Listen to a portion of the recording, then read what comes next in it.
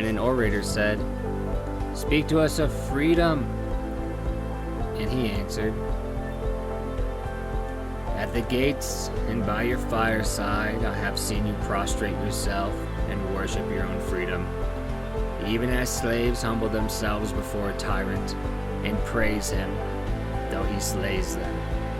I, in the grove of the temple and in the shadow of the citadel, I have seen the freest among you wear their freedom as a yoke and a handcuff, and my heart bled within me, for you can only be free when even the desire of seeking freedom becomes a harness to you, and when you cease to speak of freedom as a goal and a fulfillment. You shall be free indeed when your days are not without a care, nor your nights without a want and a grief, but rather when these things that girdle your life, and yet you rise above them naked and unbound. And how shall you rise beyond your days and nights unless you break the chains which you at dawn of your understanding have fastened around your noon hour? In truth, that which you call freedom is the strongest of these chains, though its links glitter in the sun and dazzle your eyes. And what is it but fragments of your own self you would discard that you may become free? If it is an unjust law that you would abolish, that law was written with your own hand upon your own forehead. You cannot erase it by burning your law books, nor by washing your foreheads of your judges, though you pour the sea upon them. And if it is a despot you would dethrone, see first that his throne erected within you is destroyed. For how can a tyrant rule the free and the proud, before a tyranny in their own freedom and a shame in their own pride? And if it is a care you would cast off, that care has been chosen by you rather than imposed upon you. And if it is a fear you would dispel, the seat of that fear in your heart and not in the hand of the feared. Verily, all things move within your being in constant half-embrace, the desired and the dreaded, the repugnant and the cherished, the pursued and that which you would escape. These things move within you as lights and shadows in pairing that cling. And when the shadow fades and is no more, the light that lingers becomes a shadow to another light. And thus your freedom, when it looses its fetters, becomes itself the fetter of a greater freedom.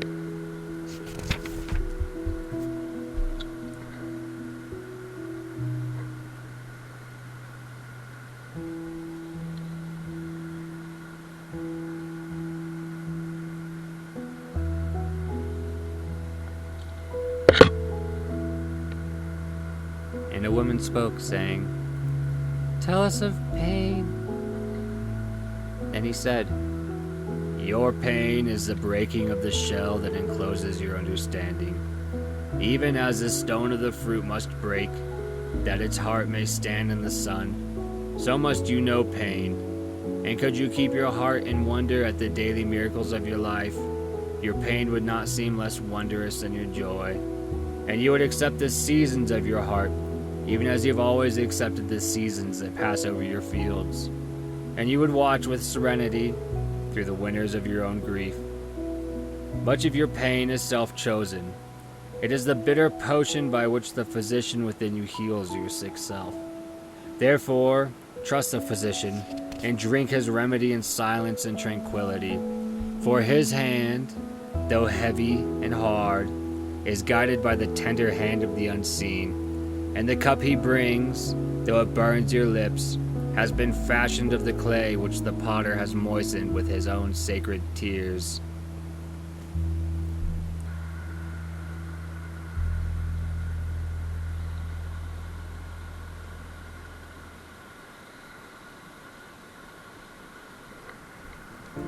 Then an old man, a keeper of an inn, said, "Speak to us of eating and drinking." And he said, "Would that you could live in the fragrance of the earth, and like an air plant be sustained by the light. But since you must kill to eat, and rob the newly born of its mother's milk to quench your thirst, let it be an act of worship. And let your board stand an altar on which the pure and the innocent of the forest and the plain are sacrificed for that which is pure and still more innocent in man. When you kill a beast, say to him in your heart, by the same power that slays you, I too am slain, and I too shall be consumed. For the law that delivered you into my hand shall deliver me into a mightier hand. Your blood and my blood is not but the sap that feeds the tree of heaven. And when you crush an apple with your teeth, say to it in your heart, your seed shall live in my body, and the buds of your tomorrow shall blossom in my heart, and your fragrance shall be my breath, and together we shall rejoice through all the seasons. And in the autumn, when you gather the grapes of your vineyards for the winepress, say in your heart, I too am a vineyard, and my fruit shall be gathered for the winepress. And like new wine I shall be kept in eternal vessels.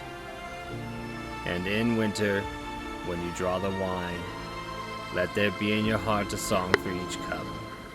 And let there be in the song a remembrance of the autumn days, and for the vineyard, and for the winepress.